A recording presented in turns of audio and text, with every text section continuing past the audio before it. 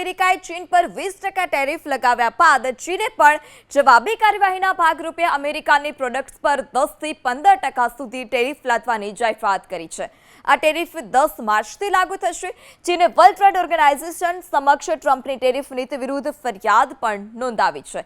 તો ચીનના નાણાં મંત્રાલયે કહ્યું કે આ ટેરિફ અમેરિકામાંથી આયાત થતા ઘઉં, મકાઈ, કપાસ સહિત ટોચની અમેરિકન પ્રોડક્ટ્સ પર લાગુ થશે અને આ નિર્ણયથી વિશ્વની બે ટોચની અર્થવ્યવસ્થા વચ્ચે ટ્રેડ વોર શરૂ થયો છે।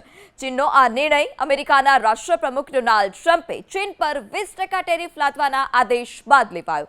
અમેરિકામાંથી આયાત થતા ઘઉં, મકાઈ અને કપાસની આયાત પર 15%, જ્યારે જુવાર, સોયાબીન, ફળ, શાકભાજી અને ડેરી સહિતની પ્રોડક્ટ પર 10% ટેરિફ લાદવામાં આવશે। ટ્રમ્પના ટેરિફ વોરથી વિશ્વભરમાં ટ્રેડ વોર છેડાયું છે। અમેરિકાએ ચીનની પ્રોડક્ટ્સ પર ટેરિફ વધારી બમણો કર્યો છે અને ટ્રમ્પ માને છે કે ટેરિફ દેશની સમસ્યાઓને ઉકેલી શકે છે।